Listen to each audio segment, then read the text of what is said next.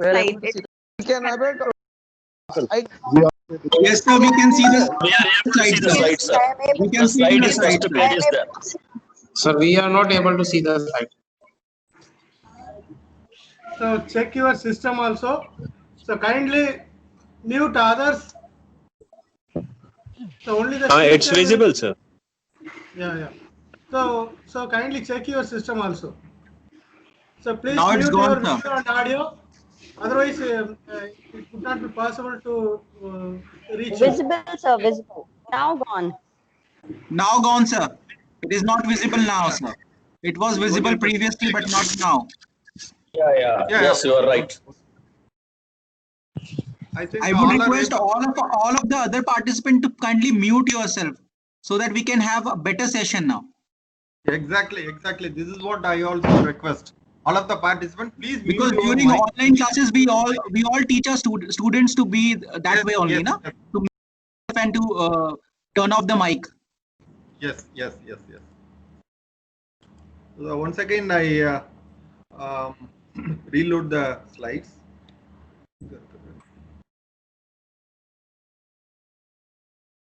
அது இது பண்ணிட்டு இருக்கேன்.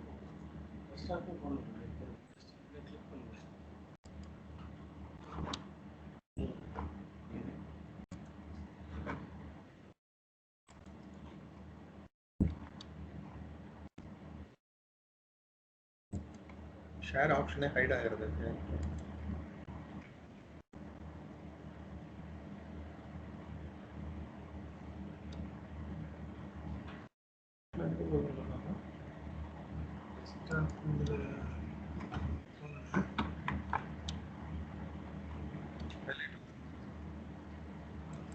ப்ரௌஸ் கொடுங்க ப்ரௌஸ் போங்க upload from my computer. Yeah, then you do the desktop Jigasa. Okay. Already exist. Loaded copy.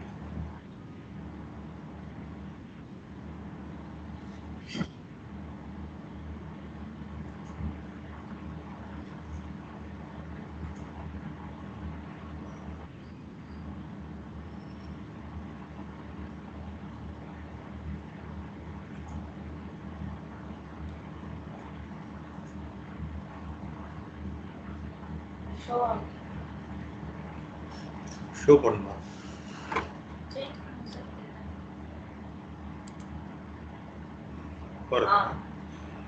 Is it okay now? Are you able to view the slides now? Yes, Yes, sir. sir. Very clear. Yes, Very sir. clear, sir. Yes, sir. It's clear. Yes, sir. Now, please mute your mic and video so that the quality will be better. So as you know, you are all taking online classes. It is better to mute your mic and video. If you want to interrupt or if you want to ask anything, please raise your hand so that I will stop. You can come and discuss with me. And the next thing is, please don't copy this the session. If you want, I will share the entire PowerPoint to you, so you can get the PowerPoints from the organizers. Is it okay? Okay, sir. Let me start my talk on this electrochemical protocols for the water quality monitoring. So if you look at this one, so what is the elixir of life? So you are teaching to your students, so what is the elixir? Without water we cannot survive, and what are all the various types of water and what are all the sources for the water. Okay, so we can broadly classify this water into two types right now. Okay, one is the potable water, which is very essential. Without that water we cannot survive. And another one is the domestic water. Okay, and nowadays we are having a lot of problems in having this the potable water for our potable purpose. And in a lot of these corporation and municipals, the water they are sharing with their habitants or supplying to their habitants, is it to the potable level? So do you know what is the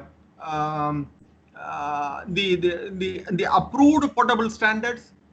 The standards to drink the water, what are the levels of various parameters? Do you know? I am sharing the details in the slide. I'm sorry the interruption. I'm not able to see the video.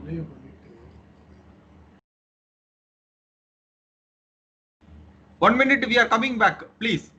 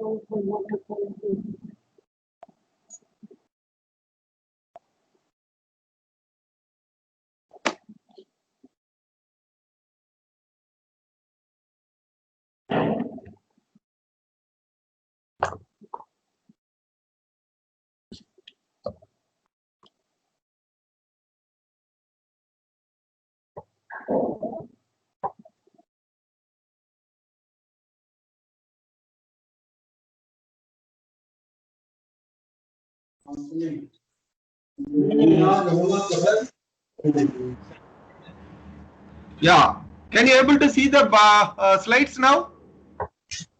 Yes, sir. Yes, sir. Yes, sir. Yes, sir. Yes, sir. Yeah, we Yes, sir. Yes, sir. okay, thank you. Then we will go with this presentation. No, sir, I can't see. Yeah, Okay, now please, it's visible. Please rejoin. Please No, sir, we rejoin. can't see the slides. Please rejoin. Sir, please, you can start, sir.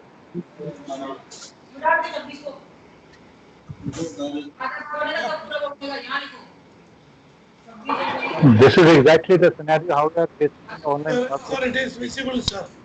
It is visible. Yeah, You can start, sir. Yes, sir. And start now. Please mute yourself. Please mute video and audio. Please mute.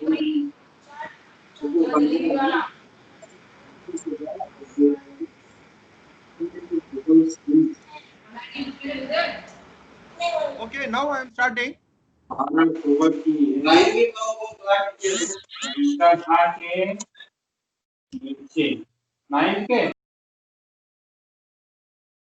Okay, so the potable water, it will have various standards to check before it goes to the individual or to the habitants. So do you know what is the standard for this the potable water? What is a permissible standard for the potable water? Any one of you? So there are two standards. pH should be around 6 to 7. No. I am asking the standard. The standard which is described from by some agency. Okay. I am sharing the essential parameters and its allowable limit. The permissible limit I am sharing in this slide. But there are two agencies. That is the approved one. I will tell the name. One is the WHO. That is the World Health Organizations. Okay, they have the set of parameters that is within the permissible level, and there is another standard by the Indian government, that is the Indian standard IS. and further there is a number. Okay, so from that you will come to know the qualities of the potable water standard. So if you look at the WHO standard, there are 300 and 350 parameters they have described. So if you start from the color, odor, taste, it will go, and all the heavy metals and other things they have described. Okay, and if you supply the water, then it has to fetch within that the limit. Okay, even though we have these standards and other things, and most of our the people in our country or our in the nation, people are drinking without knowing the whether the particular water is potable or not. They are drinking the water, and there are in many areas the water is contaminated by various the pollutant. For example, I can say the fluoride as well as the arsenic. That is the major thread. So I'll at this juncture, I'll make a appeal to all the teachers, especially for the chemistry teachers and biology teachers. So you are conducting the practicals to the students. Okay. So what are the practicals you are conducting to the students? So you will go with the anion and the cation exchange. So how will you estimate the chloride? How will you estimate the sulfate? Or how will you estimate the lead metal? So these are all the practicals you are giving. It is okay. It is the students they should learn, but the thing is it is the fundamental. So if you go out and ask the student, so how will you check the water quality? So what are the essential parameters you have to check? How will you check the chloride in the water? Okay, they may not have the answer. But if you ask in the other way, so how will you check the chloride in the sample, in the given sample? Then immediately he will tell, if you add silver nitrate, it will give the precipitate. So this is the difference. So my appeal to the teacher is, so when you conduct the practicals, please educate them. Okay, how will you estimate the hydrogen ion concentration? So which is nothing but the pH. So what is the definition for the pH? It is the negative logarithm of hydrogen ion concentration. So that so in a water sample, how will you estimate the pH? So for making the pH measurement, there are various methods are available. One is the color test by making use of the indicator, or you can use the pH paper and you can approximately say whether it is acidic or alkaline, the pH water, or there are the portable the pH meters are available. So various systems are available in the lab as well as in the market, so that you can educate the student, so that they will come to know, okay, how to measure the pH of the given water sample. Similarly, you can educate the students, okay, how to estimate the calcium and magnesium, which is nothing but the hardness. How to check the color, odor and taste. Okay, whether the water is contaminated with the matter which is not dissolved in the water, as well as the dissolved content. So how will you estimate the dissolved content, which is nothing but you can use the conductivity. So from the conductivity, you can estimate the total dissolved solid. Also, sometimes when the municipal or the corporation, when they supply the water, it will give a lot of this bleaching powder or the chlorine smell. So why they are adding this bleaching powder to the water, especially in the potable water? Because the potable water which is coming from the various source, it will have the contaminants of bacteria or the virus. So now you know the problem with we are facing with the virus. Okay, so how you can kill all these the bacterial contaminants or the viral species in the water? You can add the bleaching powder, or you can introduce the residual chlorine in the water to a content of 3 to 5 ppm. So if you ensure that the concentration, then the particular water is maintained at the potable standards. So these are all the things we have to educate to the young generation, they should know. And I want to make a point at this time. So what are the various sources of water? Okay, if you have the elevated place, the hilly terrain, So rain, rain will come to that the hilly terrain. So that will come through the various the path, and it will enter into the river, and finally it goes and mix with the sea water. Sea water, okay, of course we cannot use it because it contains a lot of the salt. That is the 3.5% salt is there. So we cannot use it for the potable purpose. So before enter into the sea, we are pumping the water, the river water, which is coming from the hilly terrain, and we are making use of that water for potable purpose before the treatment. Because it has to treat it, because when it comes through the various regions, it will pick up all the minerals and the bacterial contaminations. So that has to ensure. We don't know. So nowadays, a lot of this industrial effluents that will be discharged in the river water, that also contaminates. That also makes that water which is non-potable in nature. So we are in a situation, we have to ensure the quality of the water. So what are the other sources of the water? So the borehole water, of course, the borehole water. Now we are going deeper and deeper in some areas.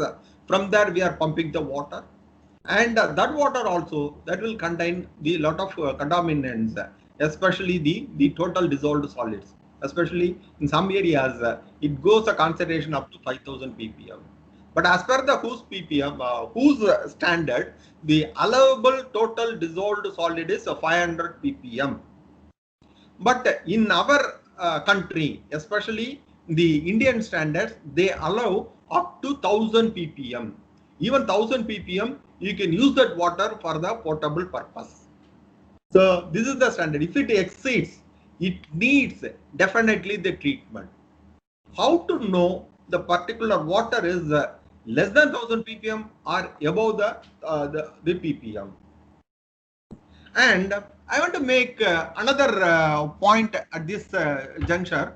So do you know, some 50 years back, maybe at the year of 1970, what may be the Indian population? Anyone of you? Hello, am I audible? Yes, sir. 37 crores. Yes, sir. 37 crores. Yeah, exactly. Fantastic, sir. Fantastic. Fantastic. Now, what is the population? 137 Now, what is the population? 135. 120 crore. 135. Sorry? 137 crores. Exactly, sir. 137 crores. Approximately 130. Yeah, we are nearing 140 crores very soon. We are nearing. So you just to see, we are only 37 crores some 50 years back, and now we are 137 crores. So what is the multiplication factor here? It's almost 4, almost 3, 3.5. Okay, but you just see the resources which is available for the purpose. For example, the land. For example, the air. For example, the water. But it remains the same. So whatever the natural resources we are sharing, that time it is shared by 40 crore people. Now it has to be shared by 140 crore people. You just see the difference. So that's why we are unable to sort out the issue of potable water. So recently our government, they have introduced this Jal Jeevan mission, so that they want to make sure the potable water each and every individual in the nation. Okay, but the resources are very, very limited in the country. So that's why we are looking for the additional resources. So the water which is available in the sea, which is salty in nature, can we do some desalination, and after that can it be used for the potable purpose? Okay, here I want to have your intervention. Can we do this desalination and use it for the potable purpose? Yes, sir. Israel is also working on it and is completing the task. Yes, sir. Yes, sir. Yeah, Israel seems to be the role model in water. Israel is our role model for that, sir. Yes, I agree with you. But is it portable in nature or portable in the quality? Not No, sir. 100%. No, sir. Yes, exactly. That is Not the problem. 100%. That is the problem. See, if you look at the potable water, yeah, I will make a question again. What is the difference between potable water and mineral water? Free from salt. Potable and mineral water. Mineral water is tasty. Yeah, exactly. It is tasty. You are perfect, sir. Mineral water, it is tasty. All potable water, it is not tasty because the content that will vary. So if you look at the portability of the water, that's why I have given the taste. Okay, it will have the minimum minerals. Okay, so you just go and see the what is called the bottled water. If you look at the chemical content of this water, they would have mentioned the pH, the chloride content, and the hardness. So at least you need 40 ppm of calcium to drink the water. Otherwise, it is the desalinated water and it will not have any taste. You cannot drink that water at all. So that is the problem in the desalination. What is the process of desalination? It will remove, okay, all the bigger ions compared to the water molecule. It is a sieving process. You put all the molecules in a sieve and do the sieving so that only the water molecule that will come out. So that in the seawater, it will filter away all the minerals and other materials. It will allow only the water to percolate and it will be collected and sent it to the habitat. But it is not the potable in quality. We have to remineralize it. That water that has to be remineralized. The water, it has to pick up some amount of chloride and pH so that some amount of chloride and the calcium or magnesium so that it will reach a pH of this 6.5 or something so that it will attain the potable quality. So you can ask me, sir, you are depending, you said that rainwater, is it the purest form of water? But when it's touch the land or the mountain, so from the sand and the rock, it will pick up all the essential minerals. What is the minerals it is required? It will pick up and it will flow into the river. So it is the natural process. It will pick up on its own. So that water we are pumping from the pumping station and it will be disinfected and it will be distributed to the various habitants. So if you look at the distribution cost, for this, the water which is pumped from the river, which is borewell from deep of the earth, and the desalination process, okay, the cost that will vary. The cheapest, the potable water supply is from the river, next to the borewell, and next to the desalination. If you have a cost comparison, the river water that will have a cost of 3 paise or 4 paise per liter, whereas the desalinated water, it will cost some 60 or 70 paise. Even though irrespective of the cost, our government, they are making use of all the sources and they want to ensure the potable water to the all the habitants or all the nations in our country. So in this introduction, if you look at this, so I am saying this, the potable water, and it will have a standard. We have to check the standard.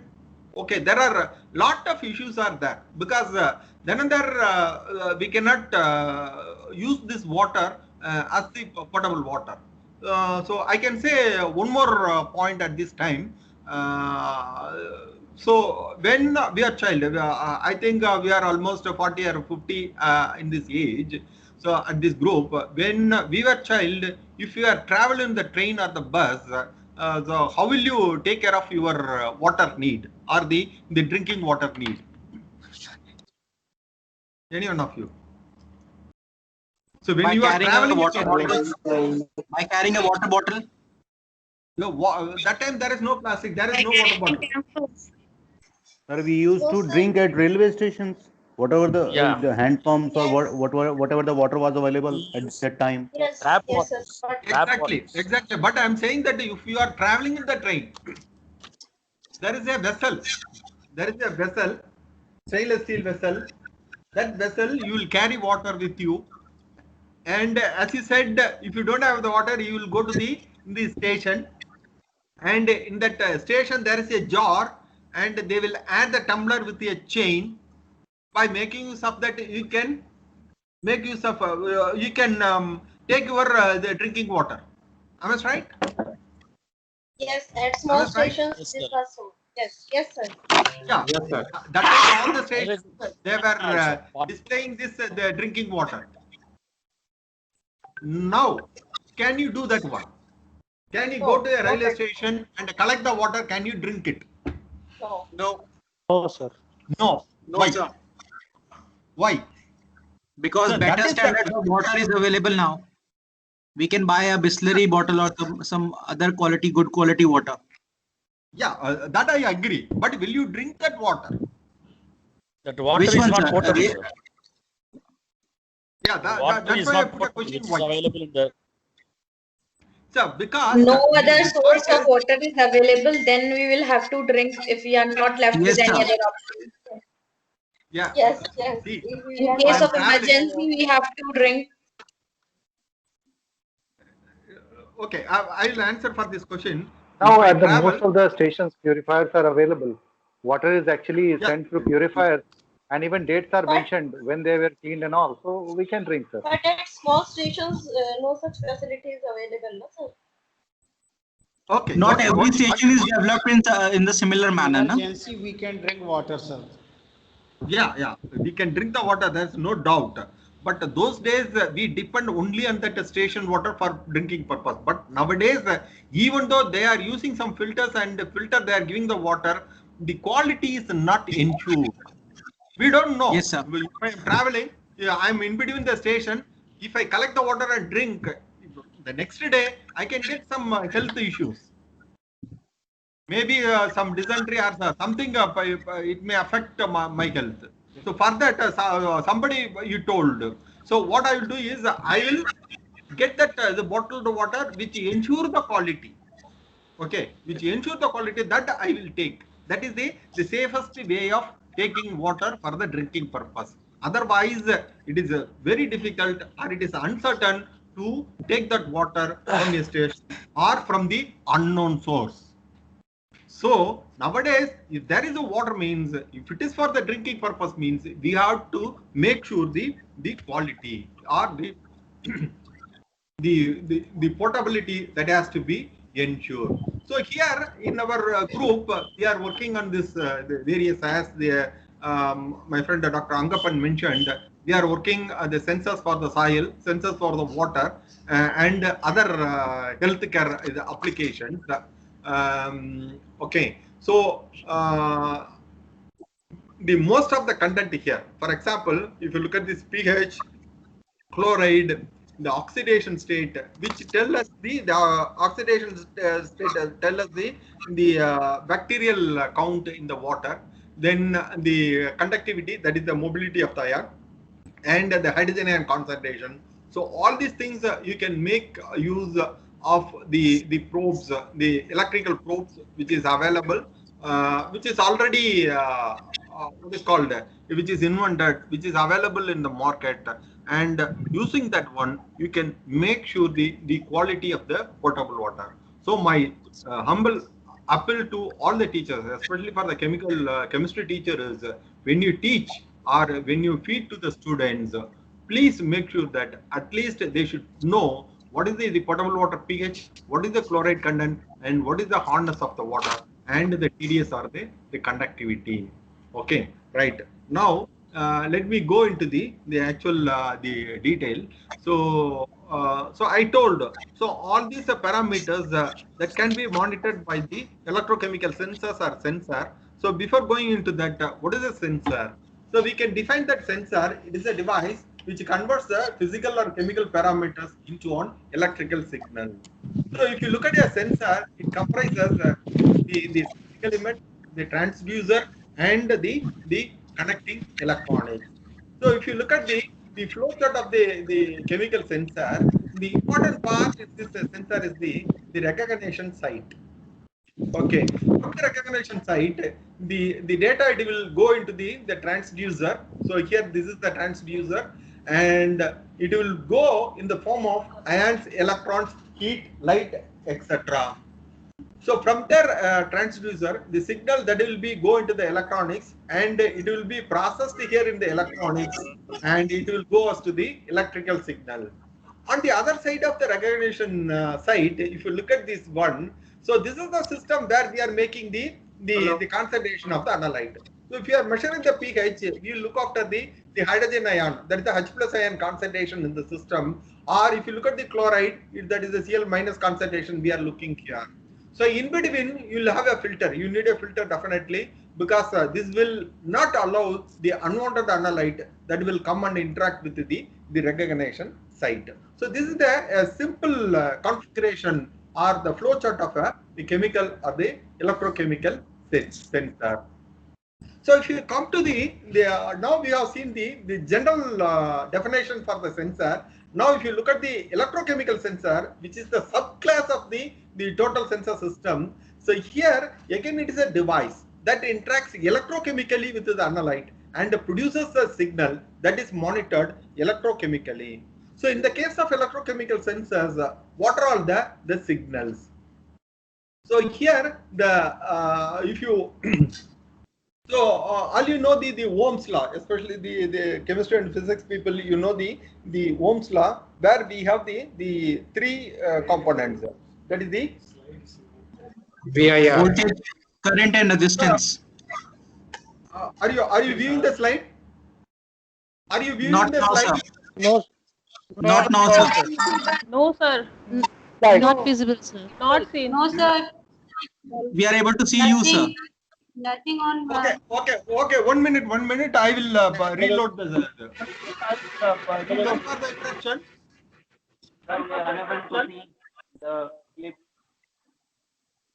Sorry for the interruption. I will reload the slides once again, please.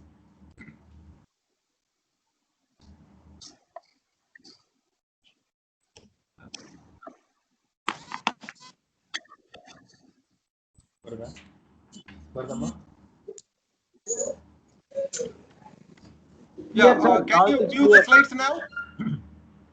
Yes, sir. Yes, sir. It is Yes, visible.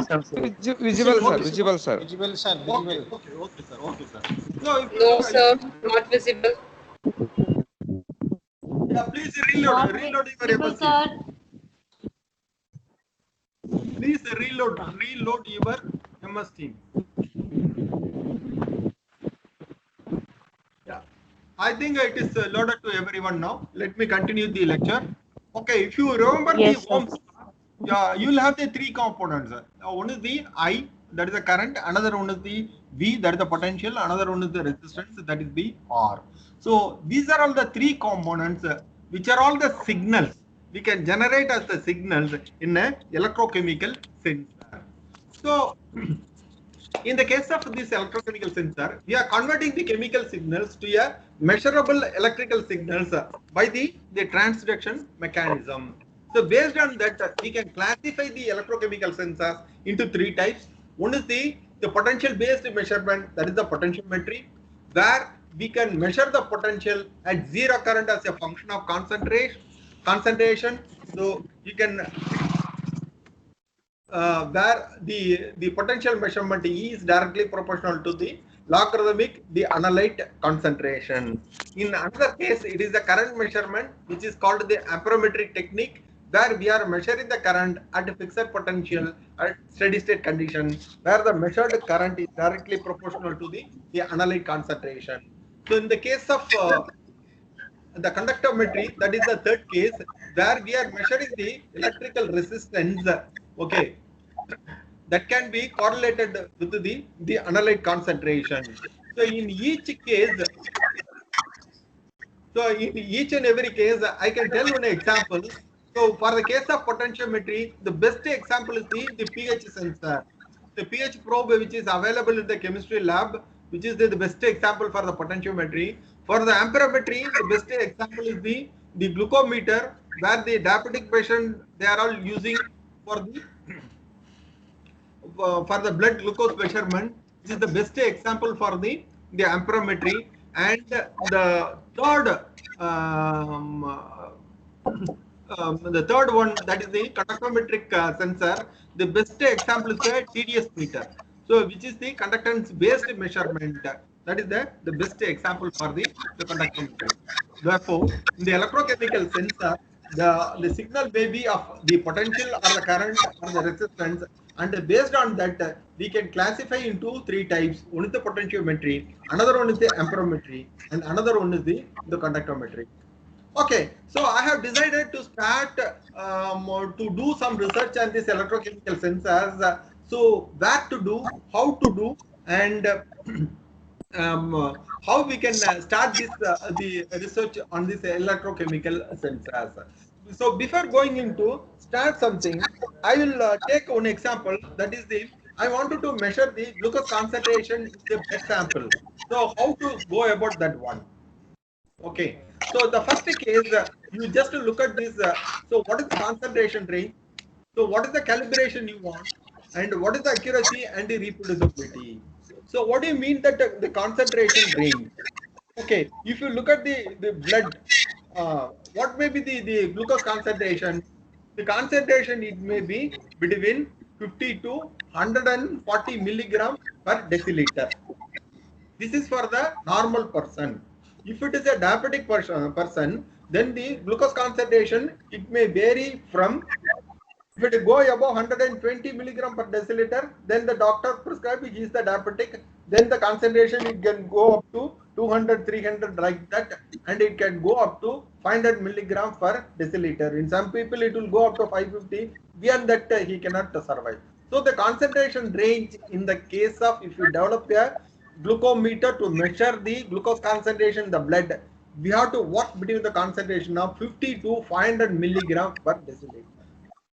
So calibration means how many points you have to calibrate in that one. 7-point calibration, 9-point calibration. So I can make measurement 1 or 2 measurements. Can I do a calibration for that one?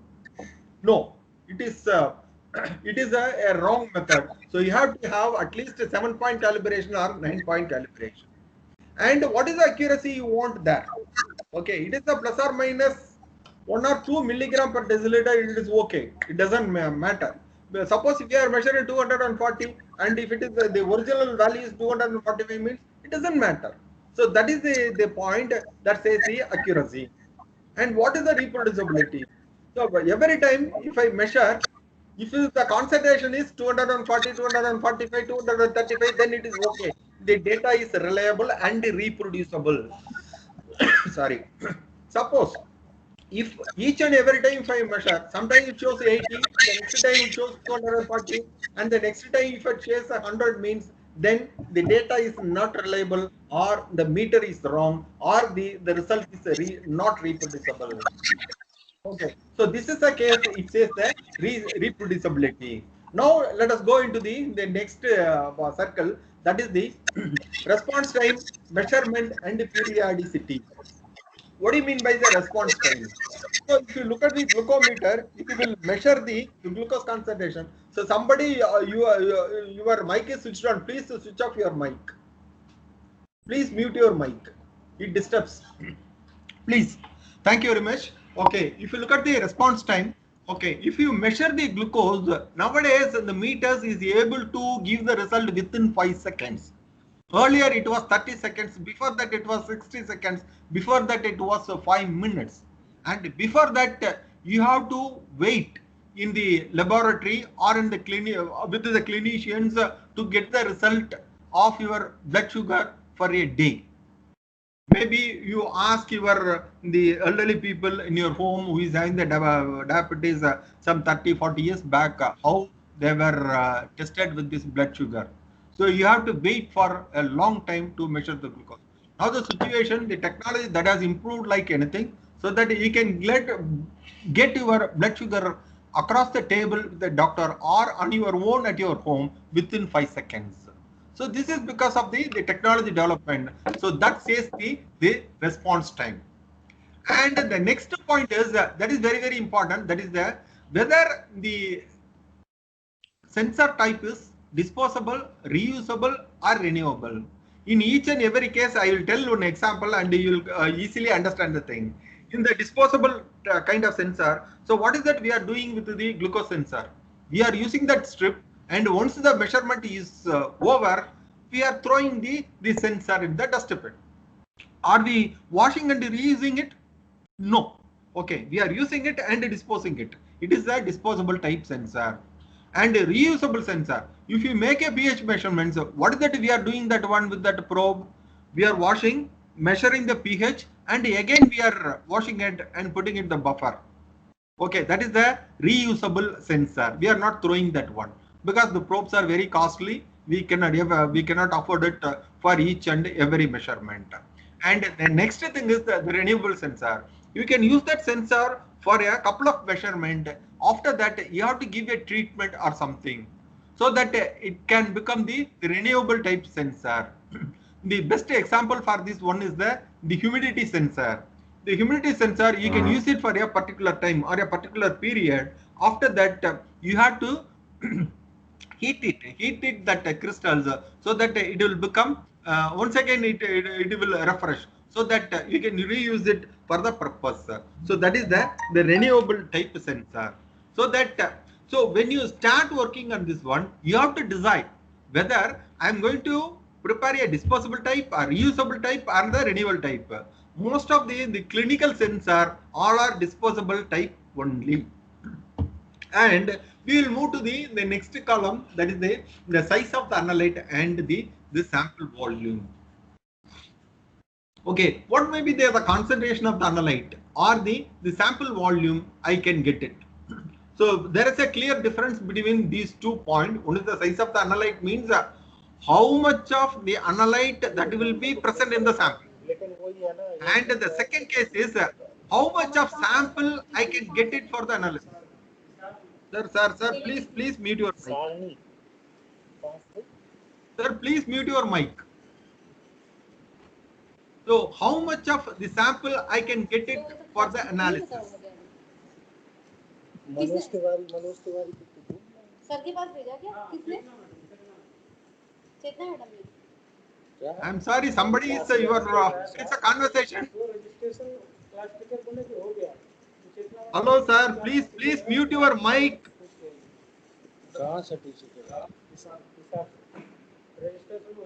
Sir, please mute your mic, please. नहीं registration वहाँ कहाँ हुआ होगा? Please mute your mic. अभी कहाँ से हो? 300 रुपए पे करके आए उधर. Please mute your mic, sir. First.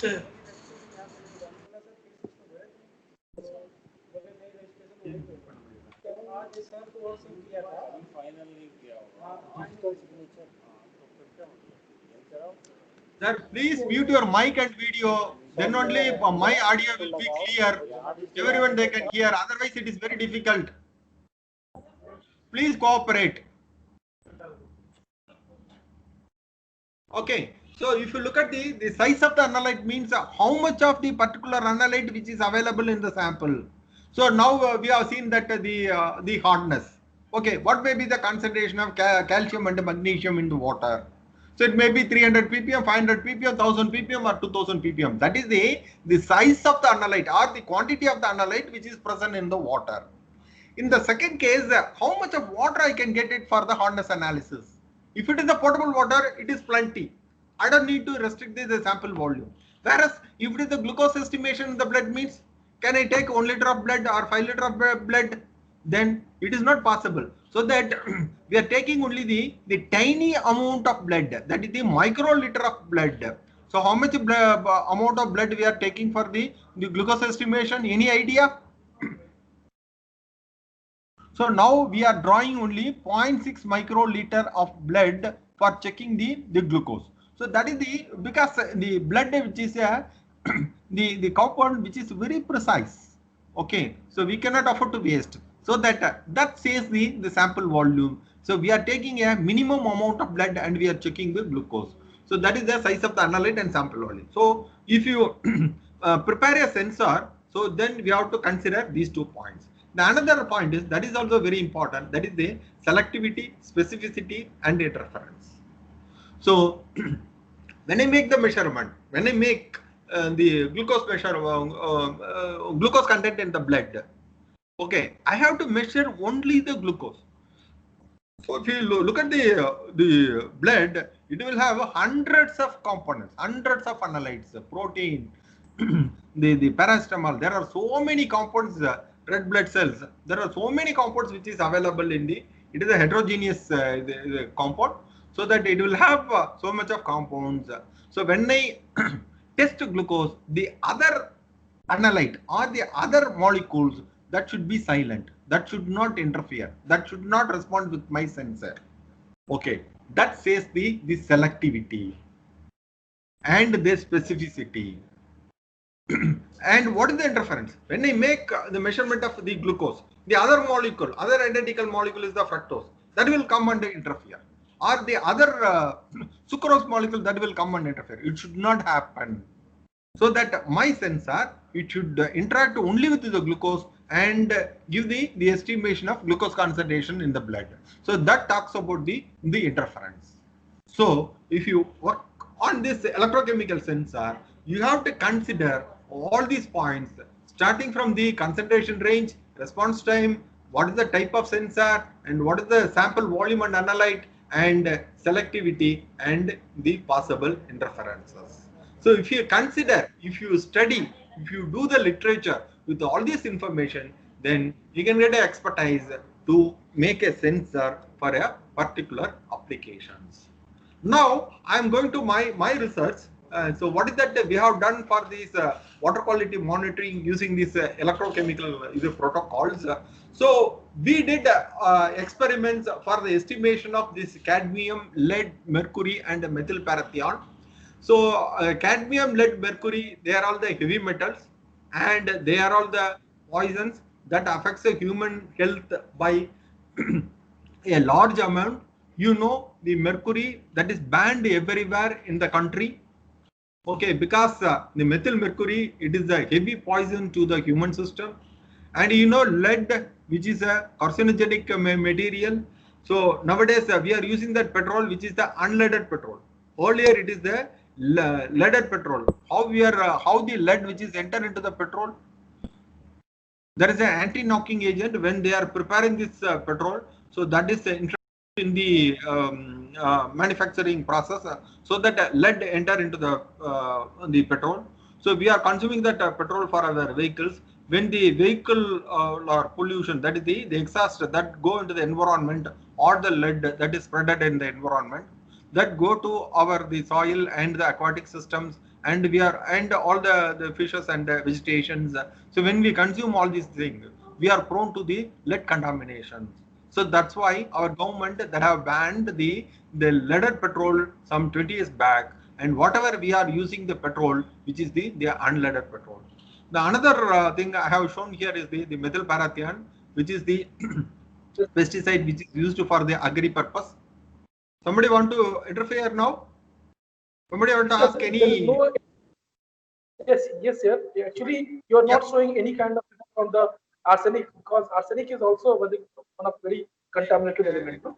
Yeah. That's why in my introduction I told there are 250 analytes that has to be tested for the potable water as per the WHO standard.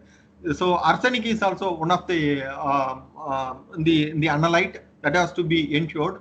So now what I am showing is these are all the things we are interested, and we are working in our laboratory. So I did a research on this material to estimate in the water. So I'm not talking the entire analyte in the water. You got my point? Yes. Okay. So actually, this arsenic level is very high. That's why I asked. Yeah. Arsenic, people are working. We have people. There are some other group. They are working on that arsenic. But I am not interested in arsenic. But I am interested on this cadmium, lead, mercury, and methylparathion. And I have published a couple of papers on this research, because I have deduced some novel sensors for this estimation of these compounds, and it is published recently. I want to show my research part for this water analysis. So that's why I am showing this slide. Okay. And if you are interested, okay, I can talk on this arsenic poisoning also. Okay. Right. And you can easily you can go into the Google and type these water standards. Two standards are available. One is the WHO standard, another one is the IS standard, that is the Indian standard. You can download that standards, and what are all the permissible level for a potable level for the potable water which is given in the document. And if you don't know, if you are very difficult to download that one, yeah, please contact me. I will send the details. I will send the standards, both the standards, so WHO's as well as the IS standards. So from there, you will come to know what is the toxicity level of the various analyte in the water. You got my point? Yes, sir. Thank you, sir. Thank you, sir. Oh, okay. Right. Fine. Right. So these are all the analyte which we are working on the laboratory, and we have made some progress in estimating or in sensing this the toxic heavy metals and the pesticide molecule. The allowable limit, of course, which is given in the slide itself. Now I want to discuss one point here. So why don't you prevent? So our government is taking care of the mercury. So people, they should not use the mercury. So where we are using this mercury? Any idea? So in the older days, all the thermometer, what you have used in the in thermometer we are using, sir. In what BP measurement we are using, sir. Yes, sir. Yes, sir. In that thermometer, we have using that mercury for that reservoir. Now even in barometers, it yes, sir. Yes, sir. Yes, sir. Now all these things are, it is banned now, and we are using now alcohols. So now the thermometers which will have the red color riser, the meniscus that will be in the red is the alcohol, dye mixed alcohol. So that is banned now. Similarly, I told the sir, I think the CFLs that we are using at homes, the that also has mercury level. Which one, sir? As far as I know, CFL that we are using at homes, CFLs. Yeah. That also has mercury, sir. No. Now it is banned. No, that and all older days. Not now. Now they are using some. Okay. Thank you, sir. What is that? Halophosphates. Phosphorus. Those materials are nowadays it is called phosphorus. So our people, they are also working on that one to develop the phosphor material. So that will not have mercury nowadays. Okay, it is totally banned. And similarly, in the cadmium-based batteries also it is banned now. So we can avoid using of this toxic matter which is come into the environment. But in many cases, it is unavoidable. I will tell one example, simple example to you people. So daily we are using the toothpaste. What is the content of the toothpaste? What is the chemical which is used in that toothpaste? Your toothpaste. There are various brands which is available in the market. Carbonate. Any idea? Sir, carbonate. Fluoride होता है sir, fluoride भी होता है. Fluorides. That's the Fluoride content. is additive. What is the base? Sodium chloride Fluoride is sulfate. additive. Fluoride is additive. Sulfur. Salt. It is the calcium salt. It is the calcium salt, and which is nothing but the calcium carbonate.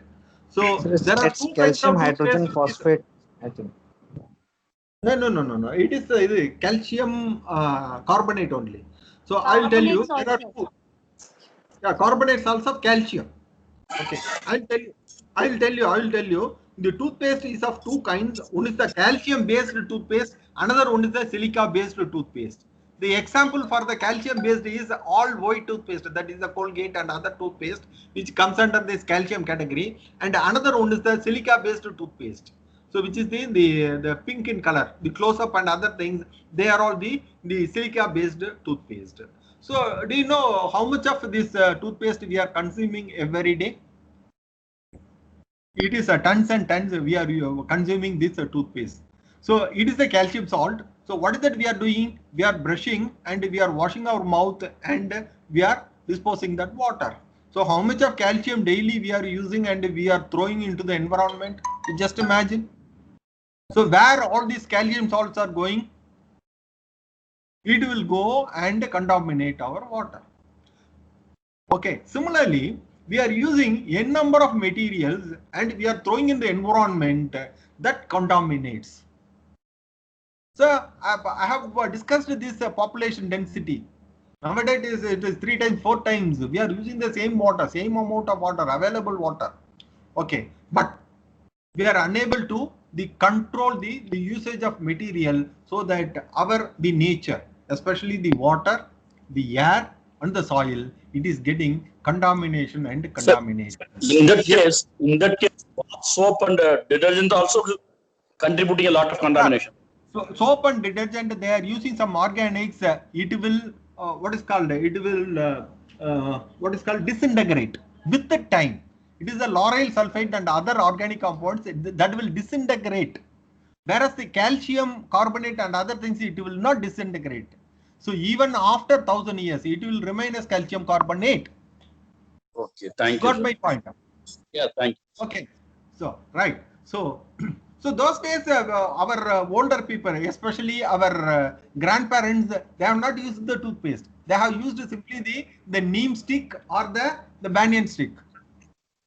You got my point? So those days, the reservoirs and everything, it is not that much contaminated, and you can use as such. The river water you can drink, and nowadays you cannot drink that river water. So why I am stressing this point is, so the contamination is inevitable. So you cannot, whatever the law, order, anything you put the restriction to the people, the contamination is inevitable. So without that, the toothpaste, we cannot survive now. So we have to brush it in the morning. Okay. But it can be controlled by monitoring to protect the environment and human health. So this is the solution we can assure. So that's why right from the beginning, I'm telling that you have to monitor, you have to test that water, you have to make sure the potable water quality. So that's why the government, they are taking a lot of steps to make sure the potable water quality. So that's why they are telling that Jal Jeevan Mission. So our institute, we are also contributing, or we are also taking part to making sure of the quality of the potable water ensured to the each and every individual. Now I will come back to the calcium or the lead estimation. I will show some slides what that research we have done. So what is the common method which is available to estimate the heavy metal, that is the cadmium and lead, is the atomic absorption spectrophotometer, inductive coupled, that is the ICP MS, that is the mass spectrophotometry, and especially for the pesticide estimation, you can have the gas chromatograph or high performance liquid chromatography. Okay, so if you look at all this method, you need equipment at the cost of crore, and you need a technician at the level of engineers and other the people, and it needs a special arrangements, air conditioned room and other things, and every time when you test the sample, it takes a lot of time, and it is cost effective. It is not the cost effective, and it is the cost method. So that there is a need for a simple method to estimate the heavy metals in the water samples, in the potable water or in the domestic water. So we used the simple electrochemistry protocol to estimate the heavy metals, because the electrochemical methods, as I already mentioned in the previous slides, it is highly sensitive. Yeah, please mute your mic. It's the high sensitivity and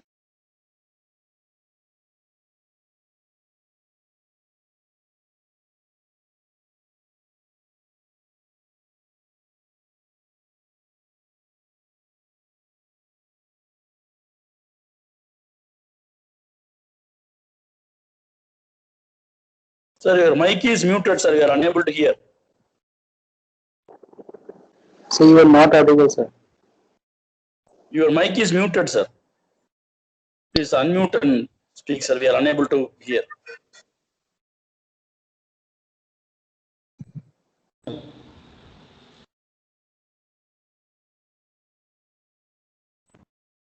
yeah, is it audible now? Now it's okay, sir. Yes. Now it's okay, Yes, sir. Now, Okay, sir. Okay. Let me start once again from this slide. Okay, so the method by making use of the electrochemical method is the highly sensitive and selective, and it favors the portability. What do you mean by the portability? As I told, if it is the pH meter, you can carry you wherever you want to go and make the measurement in the field itself. But for the atomic absorption or the ICP measurements, you have to bring the sample to the lab, and pre-treatment and other things are needed. And the electrochemical methods, they are all very fast and accurate. I told you, no. So for glucose measurement in the blood, the older days you had to wait for a day, and now within 5 seconds you come to know the blood glucose concentration. So which is nothing but the amperometric electrochemistry technique. So that is the fast and accurate, and low power requirement and inexpensive. This is what I mentioned in the earlier itself. So the power requirement is also low, and the technique is also inexpensive, because in the other case the instrument cost itself, it is crores and crores. So per sample cost, so it goes like anything. And feasibility for the on-site measurement. So you can carry the electrochemical sensors to the field, and you can make the measurements. So here we have used a electrochemical protocol that is called stripping analysis. So what do you mean by stripping analysis? I will make one slide to to explain this one. In the stripping analysis, it will have the two parts. One is the accumulation part, and another one is the stripping part. So what do you mean by the accumulation part? For example, if the water, it will have the heavy metal contamination, particularly if it have cadmium and lead beams. So what I will do is I will fix the potential of the system so that all the cadmium and lead, it will come to the electrode, and it will get reduced and deposit on the electrode as the metal. So that is the accumulation step. So during the accumulation step, what will happen is all the metal ion that will receive an electron, and it will get reduced as the metal, and it will get deposit on the electrode surface. Now all the metal ion that has come into the electrode surface. So the next step is the stripping. So what do you mean by the stripping step? I am sending away all the metal which is deposited on the electrode surface to the solution again. So I will adjust the potential so that all the metal ion which is deposited on the electrode, that will go into the solution, and it will give one electron. So I am counting the number of electrons which is released during the stripping step. So that will indirectly say how much of this metal ion which is stripped away from the electrode surface, which is indirectly tell us the amount of metal ion which is present in the solution. Okay, so this is the technique which is called the stripping analysis. The advantage of having this stripping analysis is you can go for a concentration of metal ion of 10 power minus 14. You just imagine 10 power minus 9 is the pico. The picomolar or the ppb concentration. I am telling that it is a 10 power minus 14. Below that also, it is possible with the stripping analysis. You can estimate the metal ion concentration at this level by making use of this stripping analysis. So here we have used this stripping voltammetric determination of cadmium using mercury-free indium film electrode, and the technique is called anodic stripping voltammetry. So why I am telling that mercury free means nowadays all the mercury systems are banned.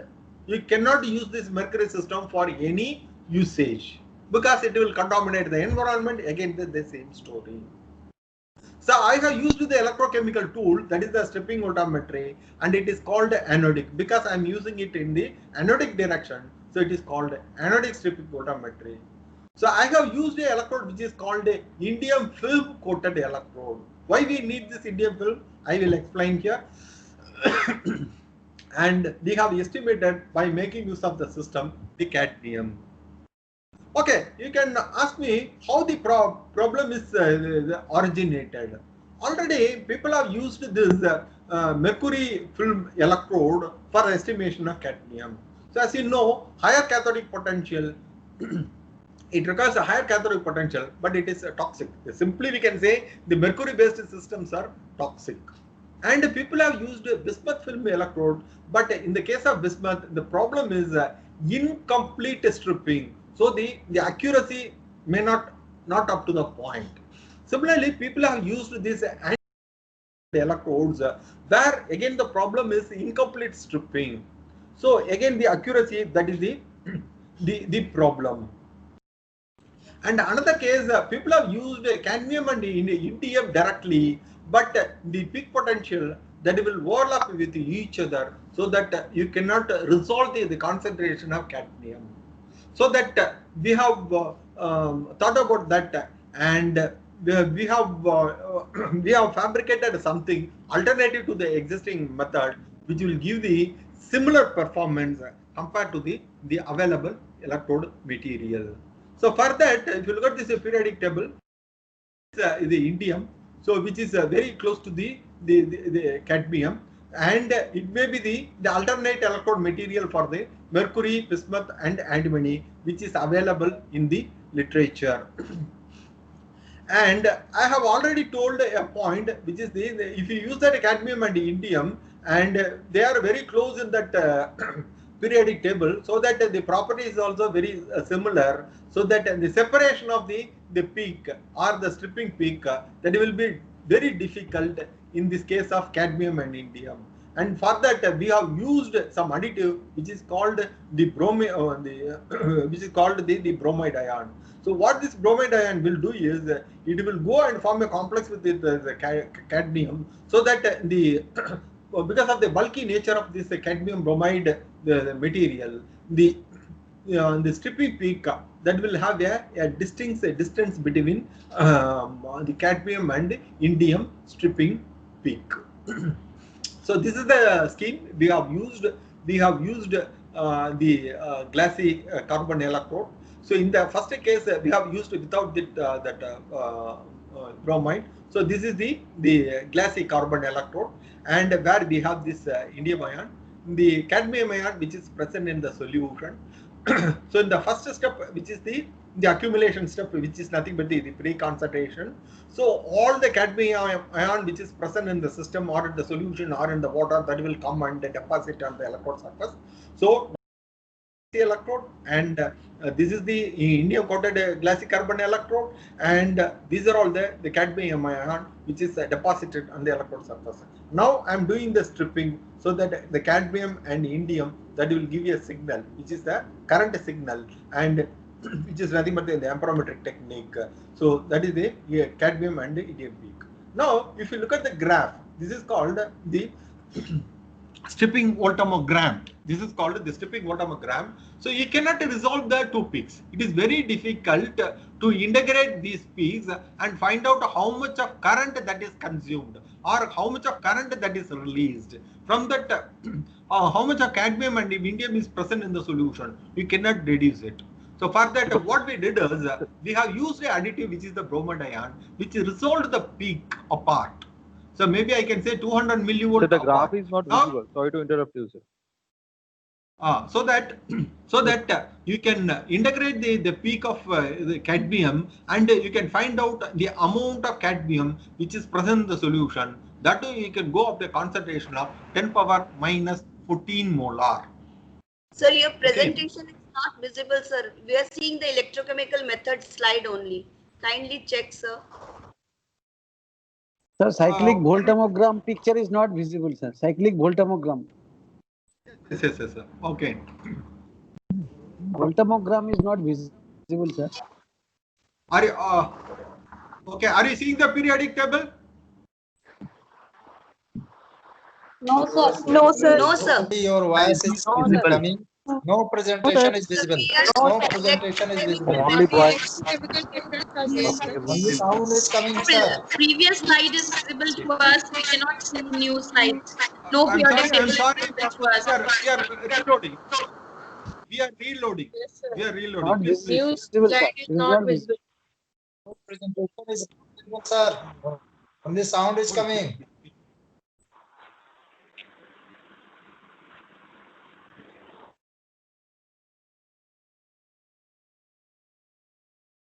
Is it visible now? Yes, sir. No, sir. Yes, sir. Showing Yes, clear sir. slide. Yes, sir. Yes, sir. Yes, sir. Yes, sir.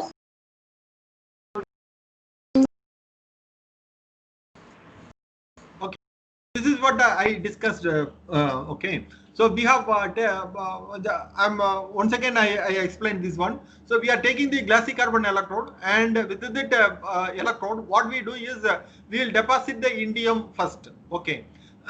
So this is the indium coated. The blue color is the indium coated glassy carbon electrode, where we are introducing the solution where it will have the cadmium contaminant. Okay, we will set the potential, so that all the cadmium ion that will go and accumulate on the electrode. Slide is not visible. Yeah, Sir, this is slide is okay, not right. visible. Visible. It's visible, sir. Visible. It is visible. It is Yeah, visible. please wait for some more time Now or it's reload. It is visible. They can reconnect it. Now we reloaded. Slide I is think visible, sir. they are, the Slide is slide visible, sir. now. Visible. Visible, sir.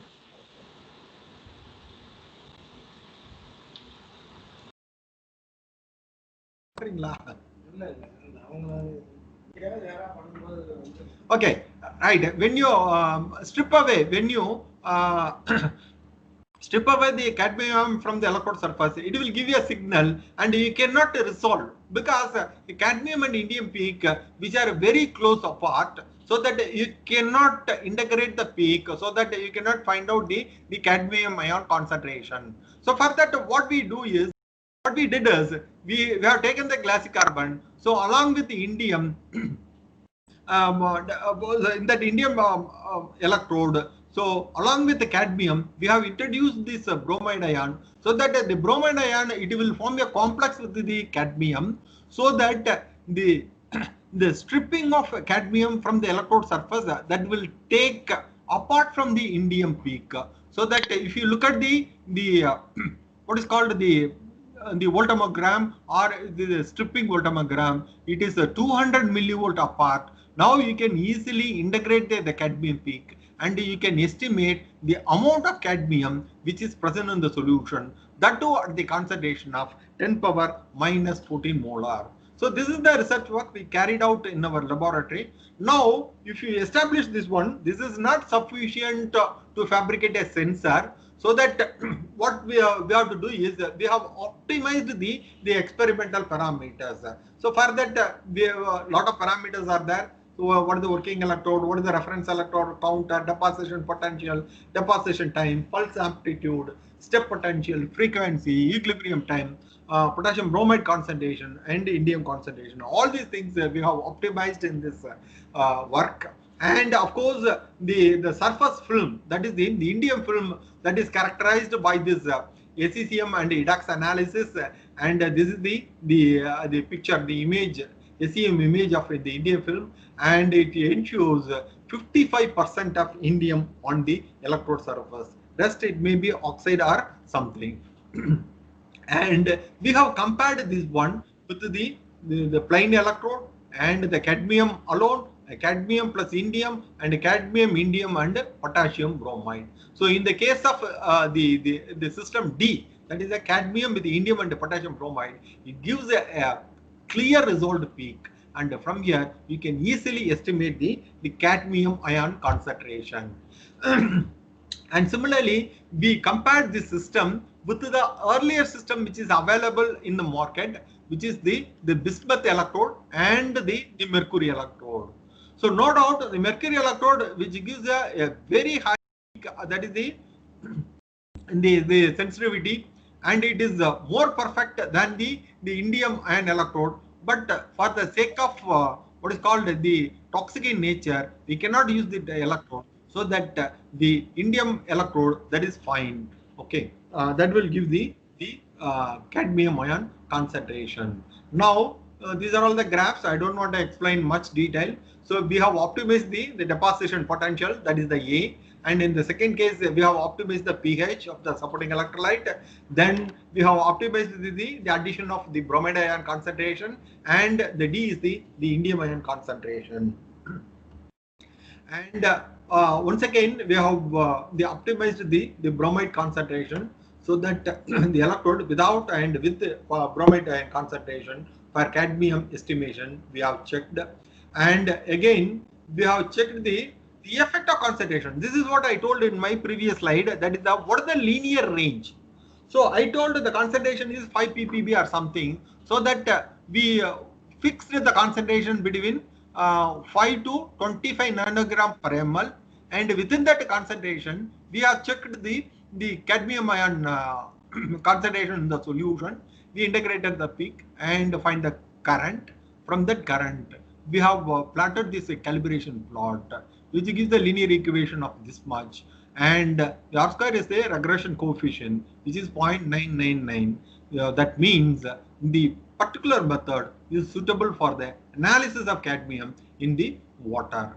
And the LOD, what is the LOD? Which is the limit of deduction. By making use of this method, okay, you can estimate a concentration of the cadmium in the given sample up to 0.36 nanogram per ml, which is nothing but the ppb. Okay. And again, we did this square wave anodic stripping voltammetry for a concentration of cadmium from 10 to 100 nanogram. Okay, again we got a R square value of 0.99. And again, a wide concentration also we have checked. In the lower concentration we checked. Now we are checking at the wide concentration, that is 100 to 1000 nanogram. There also it is suitable, but the R square value that is slightly deviated, that is 0.8 here. However, it is 0.9 only, but there is a registration थोड़ी रुकेगा, हमारा registration नहीं हो पाएगा. Okay, so that the R square is 0.99 again, but when you go in the higher concentration, the surface area there is a restriction, so you'll get a slight deviation in the measurement. However, for the lower concentration, it is a perfect fit for the estimation at the nanogram. So I told the interference, what may be the possible interference when you measure the cadmium. So indium itself, it is the measurement, and the lead, because they are all the twin brothers, cadmium and lead. Whenever you have sodium, potassium will be there. When there is a potassium, sodium will be there. Similarly, if you look at the cadmium, lead will be there, and if you measure the lead, cadmium will be there. So that we have taken this as the interference here. And when we check that, first the cadmium peak appears, followed by indium and by the lead. So that already we have to 200 millivolt difference is there, peak separation. And in the case of cadmium and lead, the peak separation is more than 300 millivolt. So that lead will not interfere the cadmium measurement in this technique. And it may be the perfect technique for the estimation of cadmium at the level of nanogram in the water. Okay, and we did some real sample analysis also. We have collected our tap water samples in the laboratory, and which is checked with this indium film concentration. Actually, the cadmium concentration in this particular location is very, very low, or we can say that BDL is nothing but a below detectable limit. So that what we did is we injected a cadmium in that solution at the level of 5, 10, 20 and 30 nanogram, and we made the measurement. And again, it shows a linear variation or the variation in the concentration, and R square value also we got it 0.99. So if you look at the recovery, because we have added this one, how much we found in the samples, we have made a recovery study. The RSD, that is the root square deviation, is within the limit, and the recovery we got almost 98%.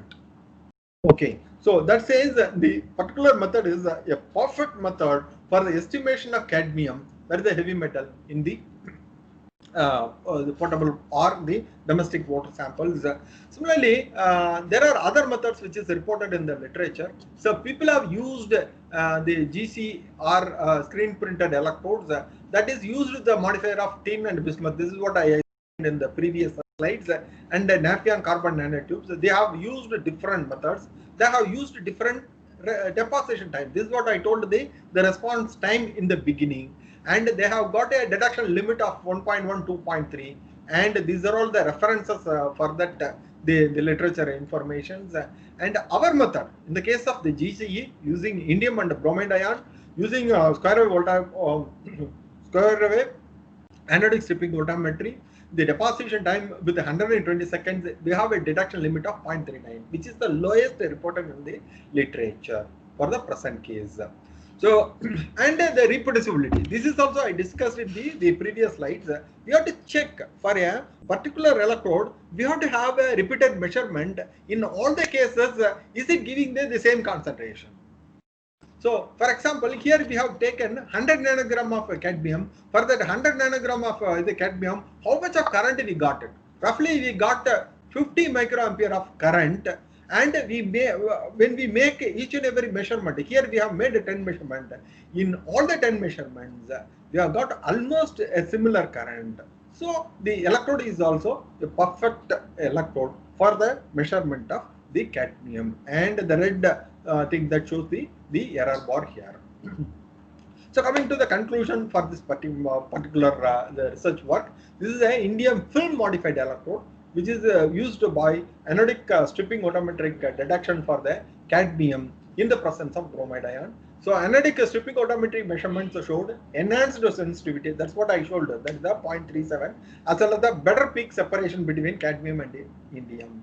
So similar performance to mercury and bismuth. We cannot say it is a very similar performance with the mercury because we cannot match with mercury. That is the excellent material for the anodic stripping voltammetry. But for the sake of the toxicity ban or environmental ban, so we need some alternative material, so that compared to mercury, the indium film electrode that shows a comparable performance for the cadmium estimation. So here we have established a very low limit of detection, that is LOD, that is 0.36 nanogram per ml, and also this method is sensitive, reliable, inexpensive, suitable for on-site monitoring of cadmium. So new direction for them, determination of cadmium using mercury-free indium modium electrode we have shown in the work. So this is the work which is published in Royal Society of Chemistry. The journal is called Analyst, which is published in the year of 2014. Okay, I think I have reached the time. So I'll put a full stop here. I don't want to go on add my research because I have slides for next the lead detection using this Nephyon carbon nanotube and benzo crown ether. This is also an interesting story, like the earlier anodic strip voltammetry. This will also take some half an hour or 45 minutes to explain. And this work also it got published in. I'll show. I don't know. Visibility, and it is published in a journal which is called Microchemica Octa. So thank you for your attention. I will put a full stop here, and if you have any doubt or if you want to discuss with me, you can discuss with me right now. Thank you so much.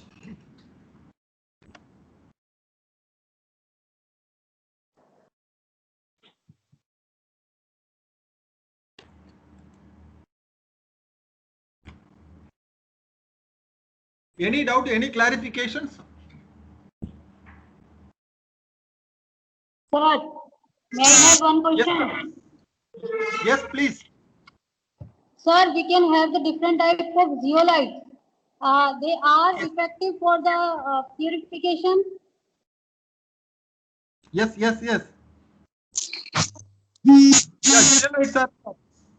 zeolites are meant for the purification because in that demineralization water, especially to prepare the distilled water, not distilled water, demineralized water, zeolites plays a major role because it will exchange with the what is called the calcium ion, which is present in the water, which is responsible for the hardness. Okay, you can use that zeolite material to replace the calcium with the exchange of sodium ion in the material. Any other doubt? Any other clarification? Thank you, sir. Excuse me, sir. Thank you, sir. Yes, please, sir. Sir, yes, in common usage of water, People tell that RO water is not so safe than the tap water. Exactly, sir. This is what I mentioned in the desalination process. That means can we take the tap water directly for consumption? That also they are telling microorganisms. No, sir. That's what I'm making that appeal is you have to check the quality of the water and you have to use it. Nowadays, all the potable waters, the people they are selling the drinking water, that has to be ensure the quality and send it to the market. But most of the people, they are not doing that one. Simply they are collecting the water and put it in the bottle and they are selling it. That is wrong. That's what we are alerting the people. So you have to check the quality and sell it to the people. Sir, but actually, you cannot. Your question, you cannot directly drink the water. If in your area, if the water quality is okay, then you can drink it. Otherwise, you have to purify or you have to do some purification and use that water. Suppose if the calcium content is more than the permissible level, for example, if it is more than 800 ppm, then you will encounter the problem of stone formation. Yeah, sir, in that case, but these water people, that those who are keeping the RO plants and other people, they will have the meter like a ppm. They are telling it is 216 only in the tap water, and RO water it is 78.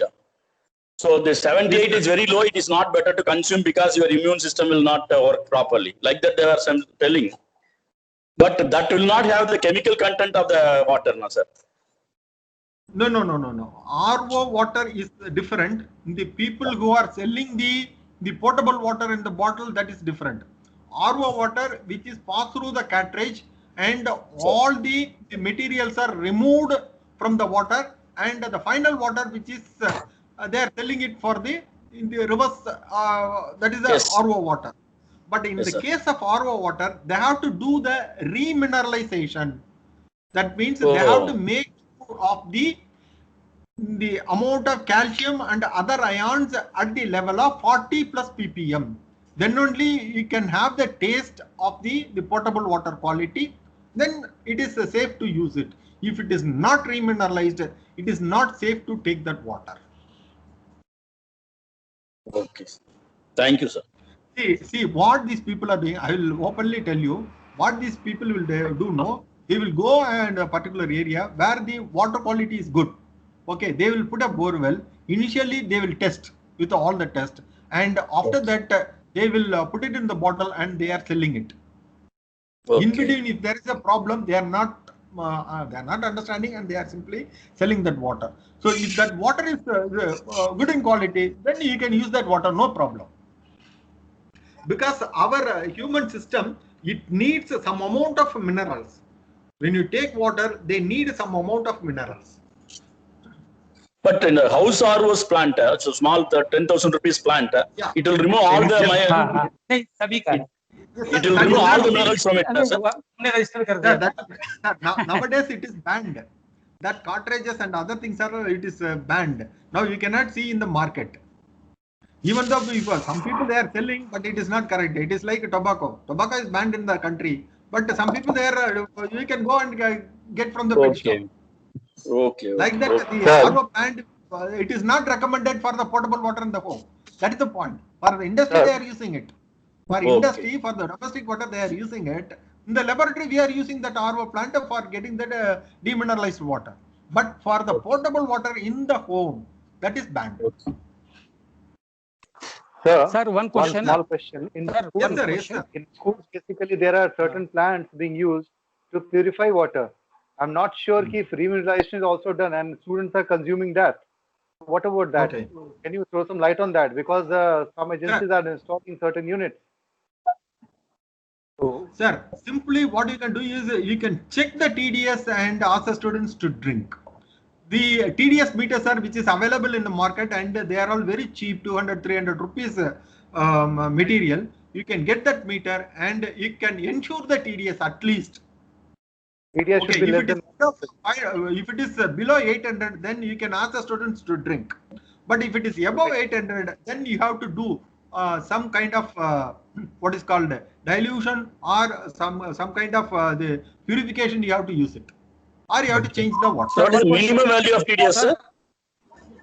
Sir, as per our what's the minimum value of TDS? Sir, what is the minimum level for sir, TDS? sir, as per sir, please, as per the WHO standard, the minimum level of or the allowable level of TDS is below 500 ppm. As per our Indian standard, the allowable limit is less than 1000 ppm. But in some cases, one question. in some areas, Sir, one question. That is maximum limit, sir. I am asking about the minimum limit. Complete. So in some cases, in Sir, some one areas, question. the government people they are using up to 2000 ppm of TDS for potable. Sir, one question. Sir, one question. Yes, sir. How much safe is sewer water treated plant?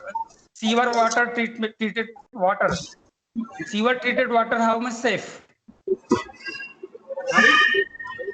How much safe is sewer water treated plant? Drinking. Sir, please mute your mic. Yeah, that is the best water quality. That is the cheap and safest water. River water Is it safest?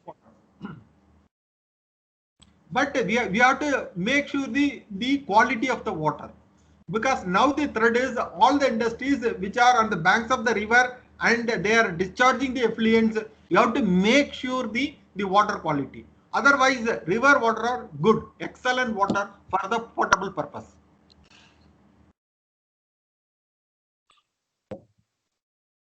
Excuse me, sir. Sir, may I ask? Yes, sir, please. Suppose, except the TDS, there is another simple device also can be used that will keep the information about the fluoride or Sir, your audio is not clear. Hello. Sir, your audio is not clear. Please repeat the question. Sir, my question is that except the TDS meter, there is another devices are also available that will also indicate that the cadmium level as well as the arsenic for the drinking water that's suitable or not, fluoride, etc. Okay. Because okay. the TDS is only Sir. What is identified that the arsenic is present or not. And if there is some devices, cheap devices that we can remain in the lab and we can check it. Yes. For arsenic, cadmium, lead, there are standard protocols which is available or recommended protocols are available that you can make use of it and you can check the water. But the thing is, these analyze you don't need to check on daily basis. Okay, if you check it once in a while, that is sufficient for the heavy metal estimation. But the TDS, pH and the chloride content, you have to check it on the regular basis. For that only, you need a cheap device to check each and every time. Okay, for the heavy metals, especially the arsenic and cadmium, once in a while you collect the water and you check it from a big laboratory and ensure that if there is no heavy metal, then you can directly pump the water and you can use it for the purpose. You got my point? Sir, why do we have different parameters in Indian standards than those of WHO parameters? Both are using for potable water.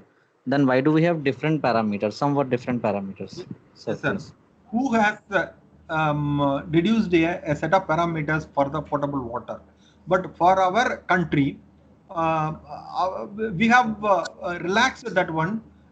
That's why I told the TDS who recommends only up to 500 ppm as the potable water.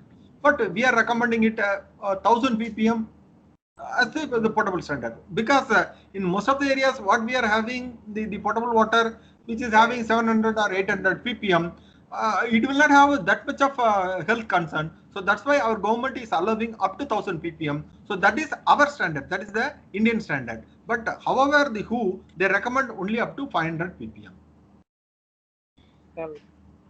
Thank you, sir. Yeah.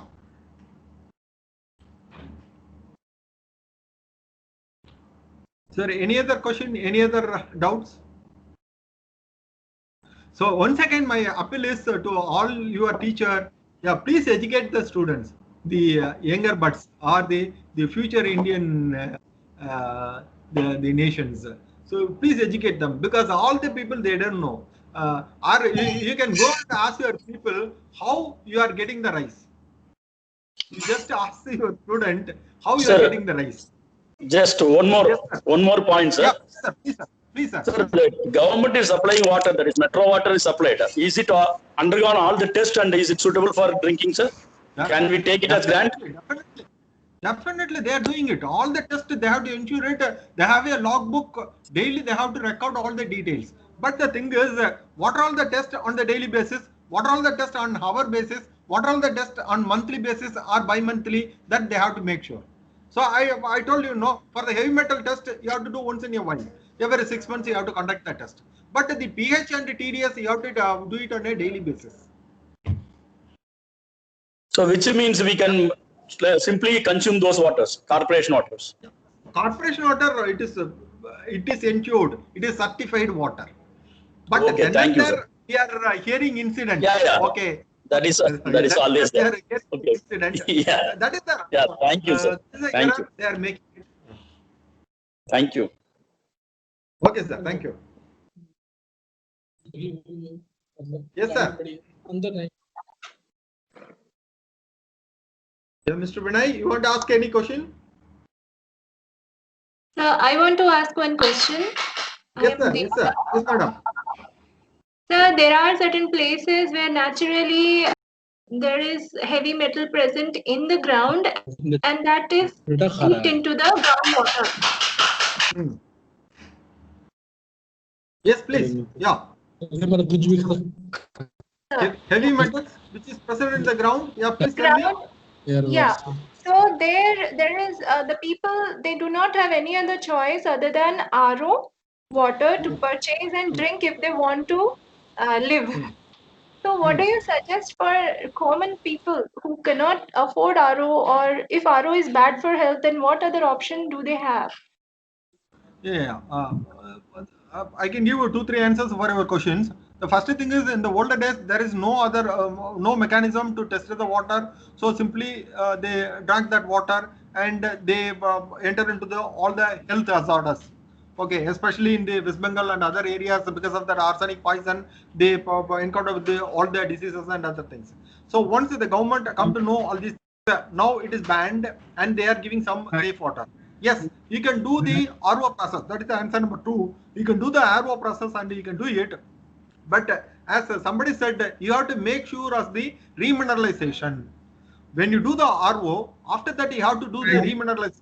You have to ensure that the minimum minerals are present in the water for the potable water standards. If you make sure that one, then you can use that water for the drinking purpose. The thing is, you cannot directly use the RO water for potable purpose. So this is the thing.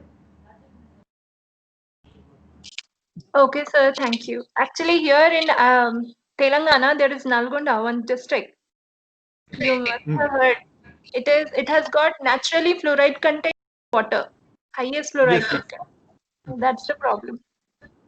Yeah, that's the problem. Where you can do is there are defluorinator. That instrument is available. So in our institute also, we have the technology and we sold it to so much of the companies and government has to do that one. You have to use that defluorinator and you have to remove the fluorine to the allowable limit, and then you have to use that water for the potable or even for the domestic purpose. Okay, sir. Thank you. Yeah. So fluoride is the culprit. So that will weaken your bone and as well as the teeth also. So you have to be very careful. So that's what right from my the first slide, I'm telling that monitoring. You have to monitor the quality of the water. That is very safer thing, because if you see the fundamental the thing for the disease and other things, everything it starts from the water. So people used to say, yesterday I have gone to that town, I consumed that water, today I have the problem of the dysentery. or some food poisoning, or I have come across with that fever, or I have come across with that cold, other things. Everything, it starts from the water. Okay. So you have to be very careful. Sir? In Karnataka, there is a place called Kudiremukkh. Kudiremukkh, yeah. Where uranium content is more. Uranium content is more. Yeah. So it will affect the kidney. Yeah, it is a radiation hazard. Yeah. Radiation hazard. You should not use it. Then those people who are deputed for 6 months also will get infected by kidney problem. Yes. See, those places, without knowing all these things, once if you have that kidney problem and other things, people will investigate that issues. Okay, well, how he got infected? Okay, you check the water and other things. Oh, the water is containing uranium. Oh, no, you should not consume it. So after that only you will come to know all these things. So you should not use that water for the purpose. You have to get some other water from some other place for making of this one. So in Tamil Nadu, we have a district in Ramnad where you cannot find the potable water at all in the ground. All the water which is more than saltier than the salt or the sea water. So what our government is doing is they pump water from the Kaveri, from the Mettur, and it is distributed to all the habitants in the Ramnad district. So the government has to take some steps to ensure the potable water. Okay, so whatever the available water, we should not do it. That's why I put a question: if you are traveling, will you drink the water which is available in the station? Because we don't know the quality of the water. Okay, unless otherwise if it is certified or if it is ensured by the potable water standards or the quality. Okay. Thank you. But different people, sir. Different people. Whenever they are undergoing operations mechanism, they have to take whatever dirty water. In that dirty water, they will put one tablet and drink. That will test the thing. Afterward, they will take treatment. Yes. Yeah, there is no other way. Other way. I have survived.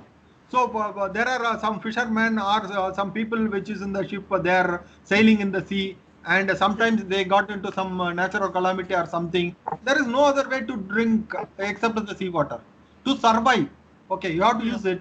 After that, you have to undergo all this treatment and other things. Recently, do you know in Andhra Pradesh, they have in the sea for the 54 days. Finally, they are rescued by our neighbor country. And after that, they entered into our land. So in that situation, we cannot do anything. We cannot make sure the potable water standard or the quality. So whatever the available thing, we have to consume it. So after that, we have to take the treatment. Thank you. So last question. Yeah, Can you give some tips so that we can practice in the home to make the water suitable for drinking? In the not in the laboratory case, for in the domestic level, any tips can you give to make the water more fit for drinking?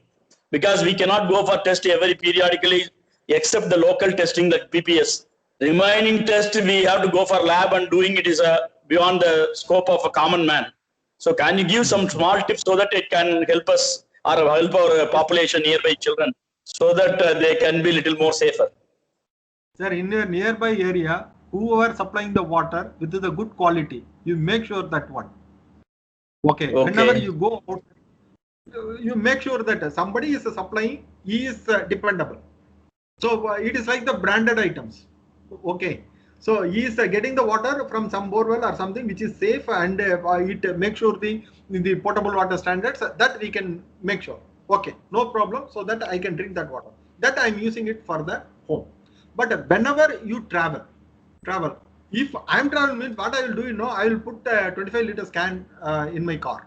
Or if I travel by bus or train, I will take sufficient amount of water with me to travel. So that water is not sufficient for my travel, means I will go and purchase this kind of the bottles, which shows the safest one.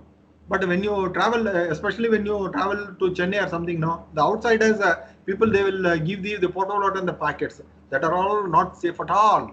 They are all collect water somewhere and they are put it in the polythene packet and they are sell it, and they are not safe at all. So whenever you go, you ensure the potable water. So especially the Western country people, they will not drink at all.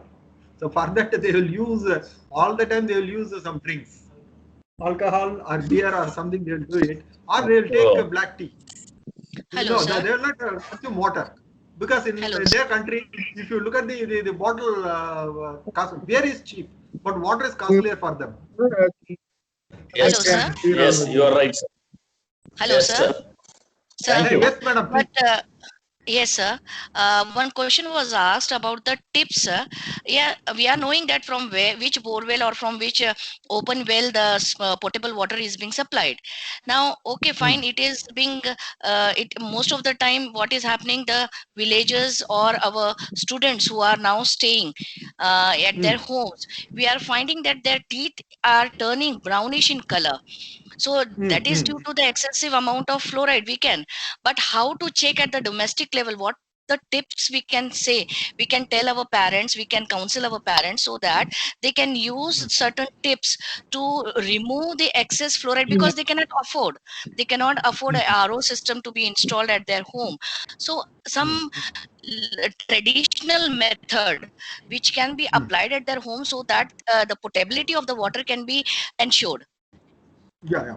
Okay, madam. That's a good Yes. question. What you can do is, who is affected by this the yellow in color? That student, what he is consuming, that water you collect it and send it to the nearest laboratory and check it for the potable quality. Yes, sir. I'm belonging to Patan, Gujarat, which is north of Gujarat, and maximum children in our school, they come from the different parts of Patan. So how to check that what type of water they are taking?